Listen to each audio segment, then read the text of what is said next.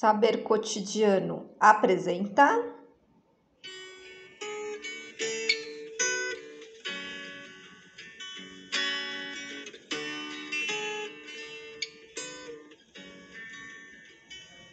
Bem-vindas a mais um vídeo no canal do Saber Cotidiano, dessa vez discutindo um pouco conceitos relacionados à sexualidade a partir da perspectiva Foucaultiana.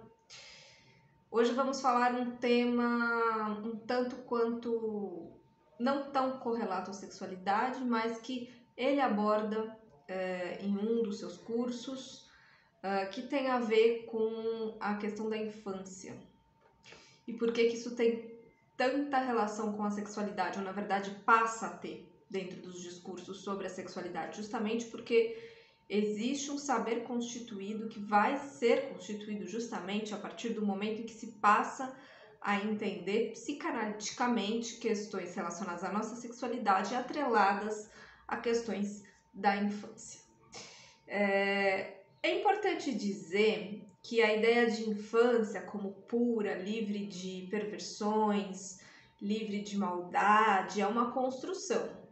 É uma construção dos fins do século XVIII, início do século XIX, quando a família nuclear burguesa começa então a criar esta aura em torno das crianças, ao criar esta aura de pureza, de que a criança seria na verdade uma folha em branco.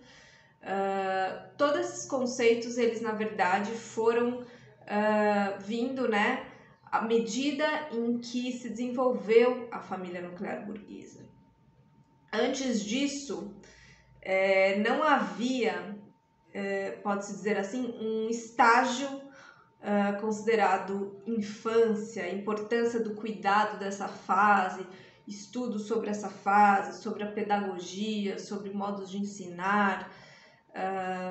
Pessoas eram classificadas como estando na fase da infância ou estando na idade adulta, mas sem que isso gerasse diferenciações, sem que isso gerasse uma hierarquia, um desenvolvimento, a necessidade de desenvolver a criança para ser um adulto.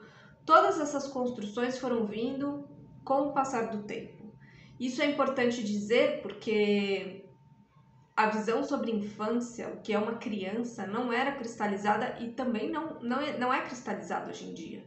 Embora hoje a gente tenha muito mais clareza, né, da importância psicológica, pedagógica, social desta fase da vida e que haja estudos, que haja estudos científicos, pesquisas e orientações sobre educação, sobre criação, nem sempre foi assim. E o fato de não ter sido sempre assim é que constitui, de fato, um marco no surgimento deste tipo de abordagem. Até o final do século XVIII, vai dizer Foucault, não havia um escalonamento das diferentes fases da infância, o que depois pedagogicamente poderia se traduzir em diferentes escalas de amadurecimento, de obtenção de saberes. Estava-se ou na infância ou fora dela, né? Era um raciocínio um tanto quanto binário e que não prestava atenção justamente em todo esse bolo, em todo esse conjunto, né? A partir do século XIX é que se começa a pensar em faixas etárias, em primeira infância, segunda infância, pensar em estratégias pedagógicas, separar a criança do mundo adulto, criar um mundo da criança, lidar com este mundo da criança, a importância de lidar com tudo isso, porque antes era tudo mais ou menos misturado, né? As crianças meio que participavam, estavam ali no meio da vida dos adultos.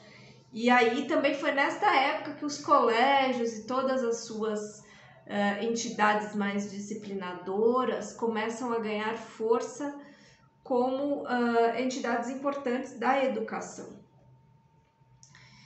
E a partir dessas mutações dentro da sociedade é que começou-se a questionar o problema da infância. Tinha a ideia da pureza, né? Obviamente, como eu falei, nenhuma relação com a sexualidade, a criança era pura aprendizagem. Mas nessa época se descobriu a questão da sexualidade adulta, como a gente já falou no vídeo anterior e em outros vídeos também. E aí, ao estudar a sexualidade adulta, descobriu-se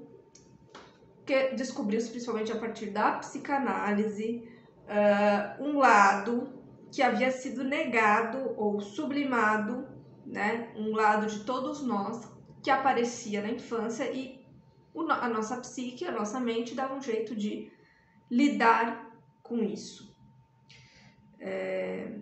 E isso que permitiu aprofundar, inclusive, os estudos sobre a sexualidade adulta. Vai ser principalmente, então, com Freud, que questões relacionadas à sexualidade adulta, perversões, traumas, neuroses, histerias, fobias, vão começar a se relacionar com traumas da infância, com elementos, coisas que aconteceram que de alguma maneira estavam esquecidas, estavam em amnésia, em processo de amnésia, e toda a psicanálise, o processo psicanalítico, tende a trazer à tona uma série de questões que vão se relacionar a esses processos. E a maneira como se interpreta, então, é que questões relacionadas à sexualidade infantil, que estavam adormecidas, latentemente adormecidas na memória dos sujeitos analisando-os, vão vir à tona nesses processos e vão ajudar a entender como esse adulto se constitui, como esse sujeito se constitui na vida adulta, apesar desses traumas, a partir desses traumas, superando de alguma maneira, a partir de mecanismos internos, psíquicos, todas essas questões. Esses mecanismos vão ter a ver com a ideia de recalque e vão ter também a ver com a ideia da neurose. Como eu já falei no vídeo anterior, a neurose como uma elaboração que passa por processos, né, de lidar com questões de perversão. E qual o grande legado de Freud para a discussão de toda essa questão? No momento em que se pensava, né, uma série de perversões, uma série de questões relacionadas ao mundo dos adultos, trazer o estudo da sexualidade infantil e trazer as questões que são presentes na infância de todos nós, o discurso freudiano ajuda a, de alguma maneira, naturalizar esse processo da sexualidade infantil e colocá-lo como algo inerente ao desenvolvimento humano. Então, diferentemente do que se esperava, né, de vamos demonizar e vamos tomar que as crianças têm essa questão com a sexualidade da mesma forma que os adultos têm, Freud vai mostrar que é uma relação muito mais difusa, que não necessariamente está localizada nos órgãos sexuais, nos genitais, que muitas vezes está espalhada por todo o corpo, que tem várias fases, que não necessariamente a gente está dissociando sexualidade de outros aspectos da infância, da vida na infância. Então, tinha a fase anal, tinha a fase fálica, tinha a fase oral, enfim, essas diferentes fases de desenvolvimento psicossexual são consideradas normais e etapas que as crianças experimentam, né? Começam a experimentar os seus desejos inconscientes, começam a sentir coisas, e isso de alguma maneira vai ajudar Freud a elaborar as teorias de Édipo, a elaborar toda a teoria que vai servir para explicar posteriormente questões relacionadas à sexualidade adulta, mas não demonizando, não colocando a sexualidade infantil no mesmo patamar. Então isso teve um impacto significativo na época.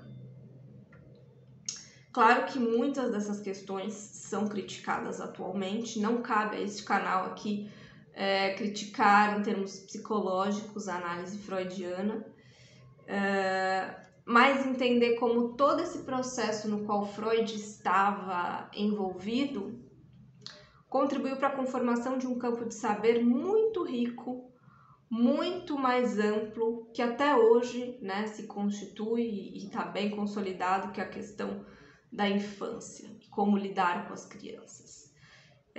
Embora hoje parte dessas discussões também seja ultrapassada, né, porque já se pensa a infância hoje de uma outra maneira totalmente diferente da que se pensava no final do século XIX. Ainda assim, nós somos herdeiros de muitos desses pensamentos, de muitos desses saberes consolidados, principalmente no que diz respeito a como lidar com as crianças, separar a criança do adulto, entender os diferentes momentos do desenvolvimento infantil.